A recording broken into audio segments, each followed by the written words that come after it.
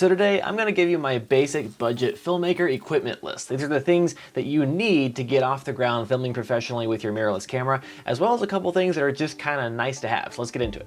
When you get your first pro level camera, if you're coming from a more entry level kind of beginner camera, you might be a little surprised at how much some of the peripheral things cost.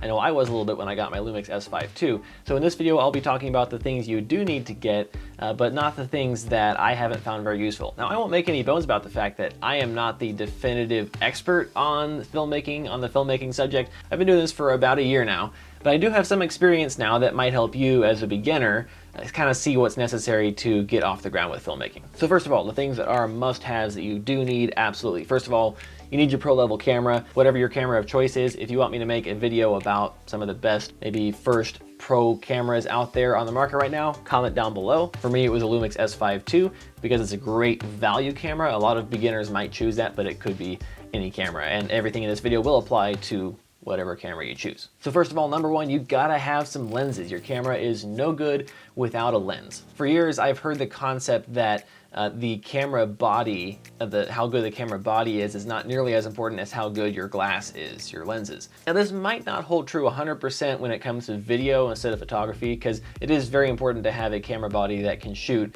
in 4K 60 or whatever specs you need, but the principle definitely still applies. But my advice when it comes to a beginner is not to go too crazy and spend $2,000 on lenses right out the gate before you know really what you're going to be doing with them. You can do a lot of professional work with just some very basic lenses, and then as you maybe make a little bit of money professionally, you can then take some of that and invest it into the next really nice lens that you need for your specific application. For me personally, I've shot just about everything for this year on the 20 to 60 millimeter Lumix L-mount kit lens. It's a variable aperture. It's not the fanciest lens, but it's been pretty versatile and it's gotten the job done for me. I would say definitely a must-have is a zoom lens, a telephoto of some kind, unless you know that just everything you're going to be doing is going to be in a controlled environment like a studio. And then if you want to have some better low light performance or maybe a more artsy capability, I would maybe suggest getting a prime or two that have a nice wide aperture. So I chose to get the Lumix 50mm f1.8, and this has come in handy for filming in lower light conditions, and I also just like it because it has a nice beautiful bokeh that you get with this that you don't get with my f3.5 kit lens. So definitely a zoom and maybe a fast or wide aperture prime if you have the budget for it. 24 to 70 seems to be a really popular telephoto zoom focal range for just an all-around lens. I've kind of liked the 20 to 60 on my S5 II, and I like that I can go into an APS-C crop mode, which means I have basically a 20 to 90 reach with that lens. The next must-have that you gotta get your hands on if you're doing professional video is a variable ND filter.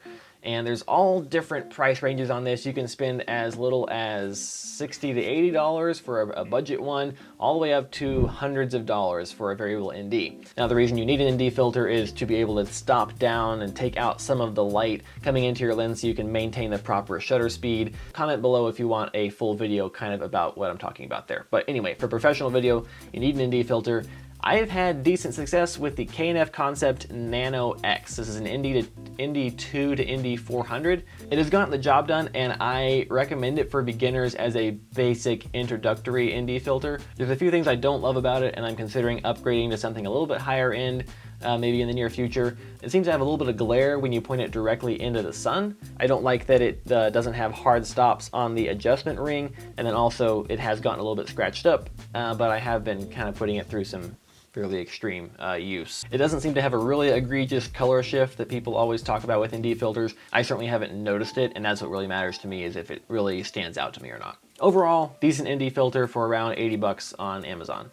I'll put the link below for this and all the other things I'm talking about in this video. Next up in the list of budget must-haves is batteries. Your camera sees through lenses, but it runs on batteries, and you don't want to overlook this, because if you don't have enough batteries, you're going to be severely hamstrung, I would say, when you're out shooting. So you definitely want to get a good supply of these. I ended up getting 4 extra batteries, so I have a total of 5, and that's enough for me to really comfortably and freely shoot all day. I'm not limited by having to get a battery charged, so if I'm in a scenario where I don't have access to charge my batteries, I should be okay because I have enough to last the entire day. Now the question is, what kind of battery should you get? Should you buy the kind of overpriced OEM original batteries from Lumix or Canon, Sony, whoever your camera manufacturer is, or can you get away with aftermarket? I decided to go ahead and try out the Wasabi Power aftermarket batteries. They came highly recommended on Reddit and places like that.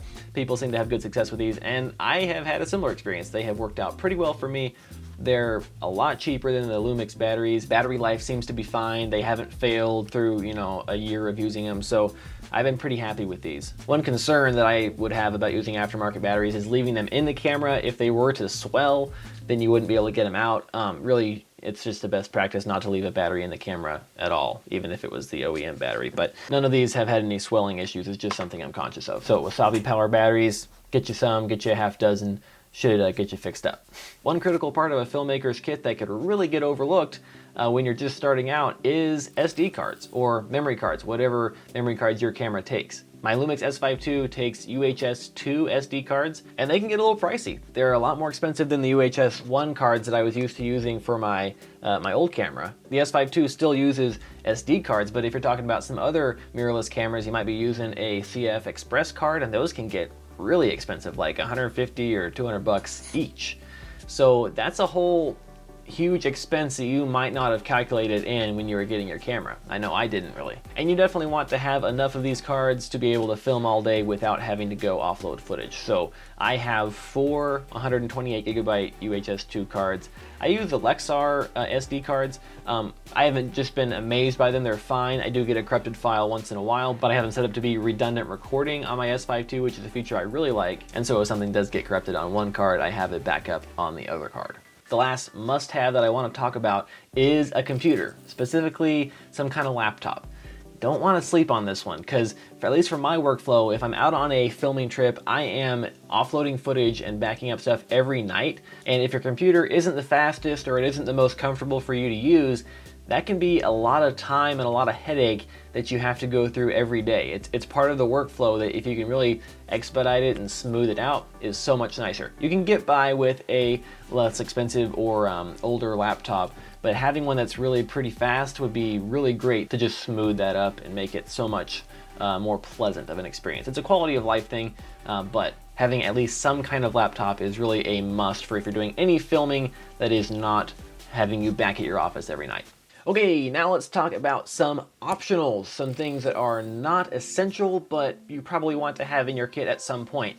First up is a gimbal. Gimbals are really a popular thing for beginners to get because they give you amazingly smooth footage and they're just a super cool piece of tech. I have my DJI RS3 Mini right here, but most of the work I've done with my S5 II, I've been able to do without the gimbal. Cameras like the S5 II have really good in-body image stabilization, including the E-stabilization that the S5 II has now, which really limits the number of things that can be done only with a gimbal.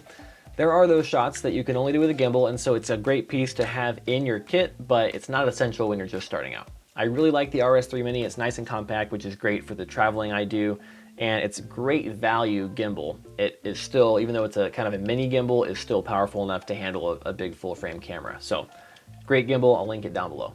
And number 2 on the optional products list is a tripod. I got a tripod right here. I like the Ulanzi Video Go travel tripod.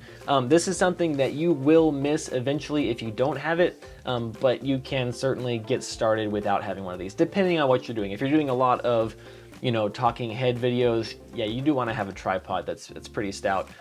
This might not be the right tripod for you if you're doing talking head stuff mostly, but if you're kind of doing run and gun stuff, doing a lot of traveling, obviously, then a travel tripod is the way to go. The thing is, these are, I mean, to look at it, you wouldn't think this is super expensive, but it's like 230 bucks. So, you know, if you don't have to put out that money at the start, it's nice to not have to do that, and you can get by without having a tripod. Don't think that you just have to have a tripod to get started, but eventually you are going to want to have one of these. Like I said, I will link all of these products down in the description below. Those are my Amazon affiliate links, so I really appreciate you ordering through those links or just shopping on Amazon for whatever you want to buy through those links, because that helps support me, so I really appreciate it. I hope you found this video helpful and entertaining, and next up you should watch this video right here because YouTube thinks you will like it. I agree with YouTube. It is a great video. I don't know which one it is, but I'm sure it is a good one and you will have a good time watching it. So I will see you over there.